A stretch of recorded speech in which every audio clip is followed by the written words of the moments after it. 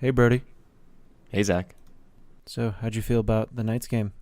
Well, to go back to long, drawn out metaphors, have you ever been in the kitchen and you open up the fridge and there's all that food in front of you and you could eat any of it, but you don't want any of it? And so you go over to the cabinet and you open that up and there's all that food in front of you there and you don't want any of that either.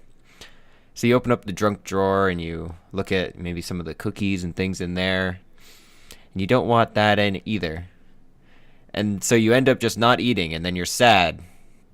That has nothing to do with the game, but I was sad. Once again, a beautiful, stupid ass intro. Thank you. Uh, okay, well, so the Knights faced off against the Red Wings, and I'm afraid to admit we lost 3-2.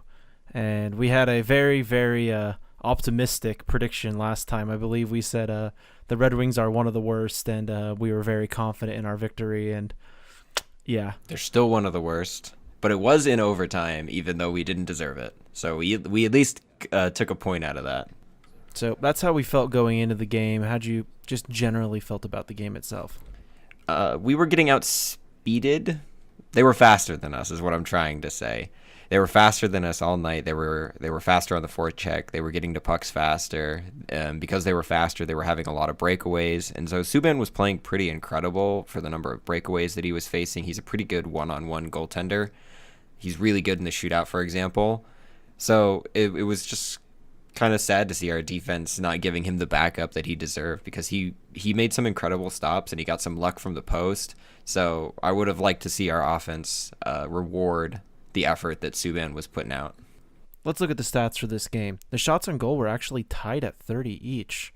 Yes. So the first period, you could definitely tell Detroit was coming out. They wanted to win this game. They had a jump in their step and they controlled a good portion of the first period.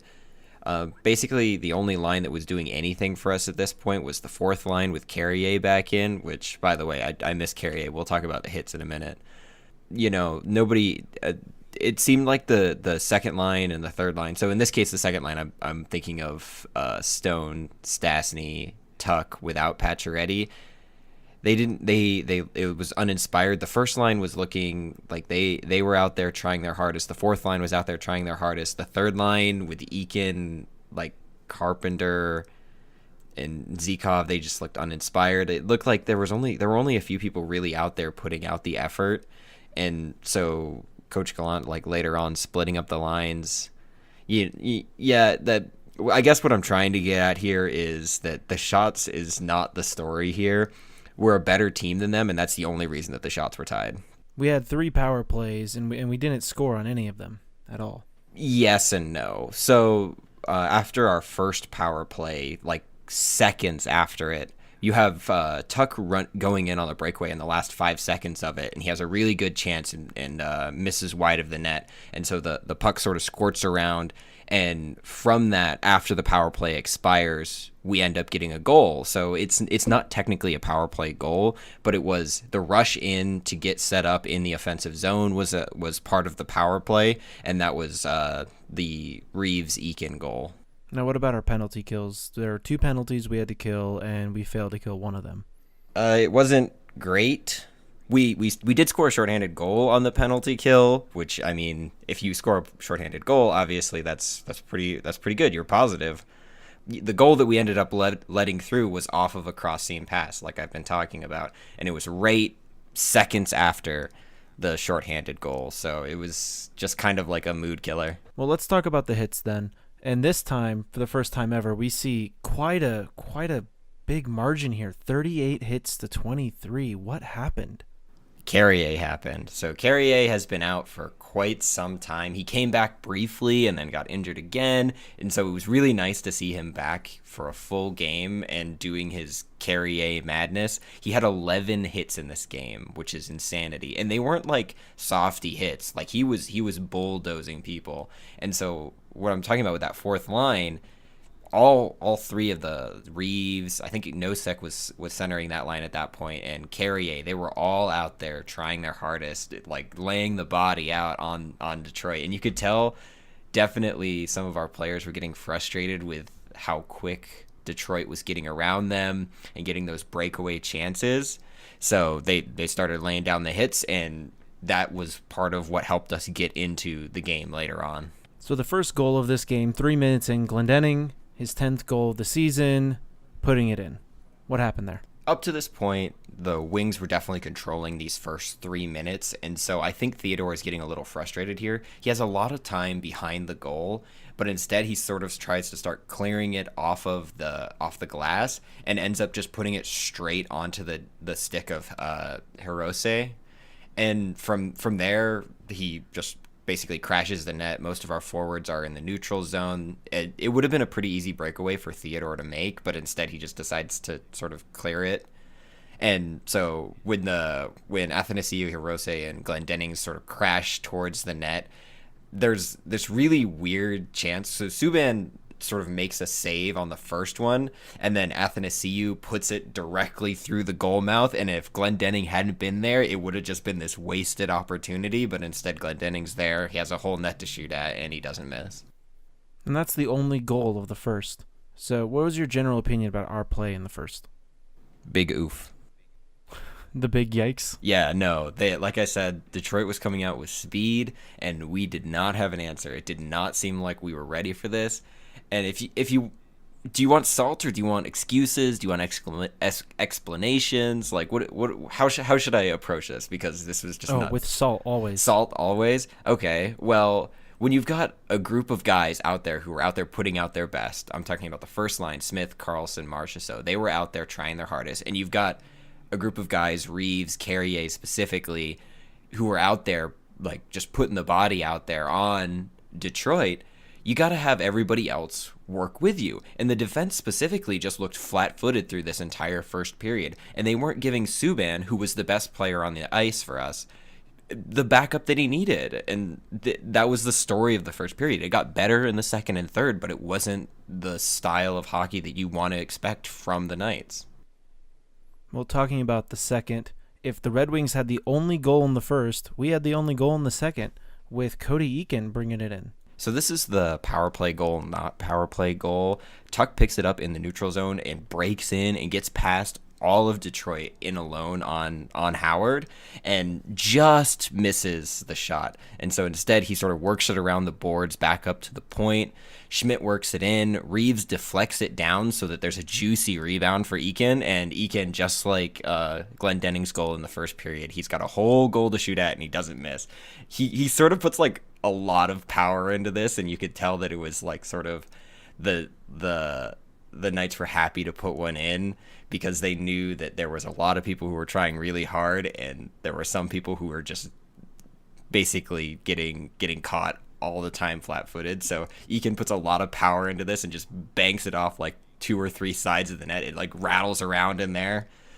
So it's kind of fun to watch, but still.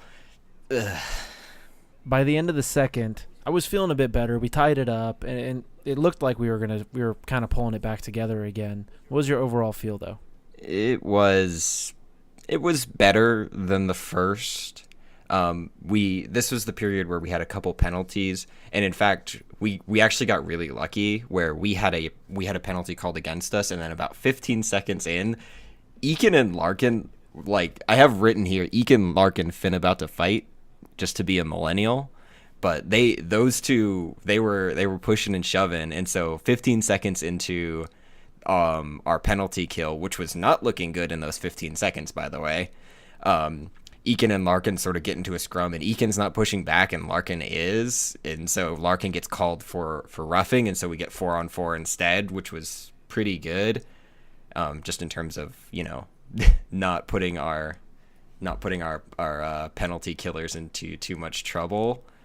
But though in the end nothing came of it. Yeah, nothing came of either side. But it was pretty much very similar to the first period, except we had a little bit more pace to our game. I think we were trying to put a little bit more physicality into the game to try and take advantage of that, but the speed was just winning out every time.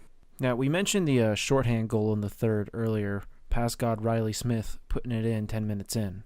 Let's talk about that a little. So basically what's happening here is the Detroit tries to pass the puck back to the point, and Smith just gets his stick in the passing lane and knocks it up over the blue line.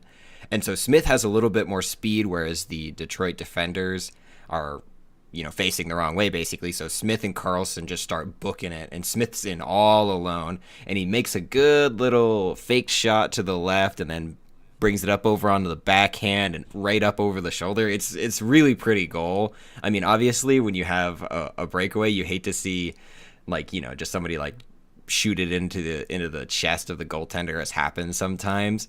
But there's a little flair there. There's a little flair. There's always a little bit of flair on a shorthanded goal. But Smith's been playing pretty well over these last couple games, so he deserves it.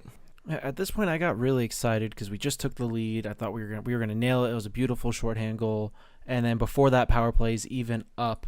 You have Mantha, scoring in a power play goal less than a minute later. It honestly, in the arena, this felt like this happened seconds later, even though it was about a minute later. So basically, right off the draw, towards the end of the power play, the Detroit wins the draw. They pass it around. They get it up to the point. They work it back down, and then guess what happens? It's a cross-seam pass, and you know what happens on a cross-seam pass? Goals. Not good things, I've been told. Goals are scored. They are very likely to be scored. So basically, they get it across, and Mantha, with a one-timer, just puts it right up over Subban. Subban, who's diving back, he makes a really good attempt to stop it, but when you have thing like that, basically it's like 50-50 for the goaltender to try and stop it. So that wraps up the third. What was your overall opinion on our play in the third? It's tied now. We know for a fact we're going to overtime. So what were you thinking at this point? Take the point and run. Anything can happen in overtime. And so, the Knights could have gotten 2 points out of this game, which would have been, 2 more points than we deserved based on the way that we played. And just to get one out of it, it puts us in a position to lock up a playoff spot with 1 more point. So, I'm feeling pretty good about coming out of this game with 1 point. It's basically robbery at that point, having the 3-point game. And so, anything could happen in overtime. Overtime's all about possession. So if you just win that first face-off and you get control of the puck, you can basically have it for the entire 5 minutes, and you can set up and you can get some good passing going, and you got a lot more ice to play with, so our higher skill players can make plays. So to talk about how overtime works really quick in hockey, you get 5 minutes of overtime. 3-on-3. 3-on-3, and then first one to score basically wins, right? Correct, and after the 5 minutes, it's a shootout instead. 19 seconds into overtime, Anthony Mantha bringing in another goal, back-to-back goals there for him, and that must have been soul-crushing. Well, the most soul-crushing thing about it was that Riley Smith, who honestly deserves the assist on this one, because I was just saying, Hey, he's the pass god. We never know who he's going to pass to, though. Don't do that. I'm crying. Oh, God. Yeah, no. So we win the draw. We sort of take it back to our zone, get a little bit set up, and then Smith just goes for this no-look behind-the-back pass, and Larkin just puts his stick there and says, "Oh, why, thank you. I will have that right in front of your net." Larkin moves around to the side. Subban stops the first. Mantha's there, picks up the second. They win. Sad day. That's just so depressing. Well, the game as a whole, offense, defense, what could we have done better? A little bit more effort would have been nice. In terms of the Stastny-Stone Tuch line, if that line continues going forward, you have at least one of Stone or Tuch playing on their off wing, which traditionally Tuch hasn't done too well at throughout the course of the season. So maybe you might see a little bit of a change up. Maybe he goes somewhere else. But that's that. If we're gonna put an excuse, that's our second most offense heavy line. And without Pacioretty in there, who, according to injury reports, it's not nearly as bad as it looked. So he's only day-to-day, and so hopefully he can get back. And we have a couple other guys injured and out. So that third line, Zikov's in because Piri's injured, and now we have Theodore out as well. So we have a couple guys out who we have time before the playoffs. So, and we're pretty much clinching a playoff spot with going to overtime in this game. So you hate to lose it, and you hate to lose to a team like the Red Wings, but it's gonna happen. And so let's just get everyone healthy, load up for the playoffs, and get ready. Well, going on from there, up next, the Knights go from red to blue in St. Louis on Monday. How do we feel going into this game? So St. Louis just beat the Tampa Bay Lightning, which is an accomplishment to say the least. We split one of our game. We split our season series with Tampa. We lost one at home, and then we beat them at home in a shootout. So anyone who can boast a victory over Tampa is, that's an accomplishment. And St. Louis has the best record in the Western Conference since the All-Star break, rounds about then, middle of January. And so the Blues have been rolling, and they're a really good team, and they're only getting better because they have David Perron back in, who the non-casual Knights fan will recognize from last season.